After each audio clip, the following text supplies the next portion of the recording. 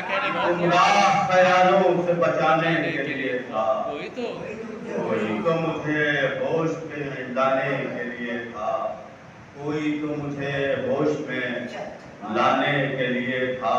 چل ہند شیر کی تہلیز پر بیٹھی ہوئی تنہائی سے پوچھا، تہلیز پر بیٹھی ہوئی تنہائی سے پوچھا، ایک شخص یہاں ہنسنے ہنسانے کے لیے تھا۔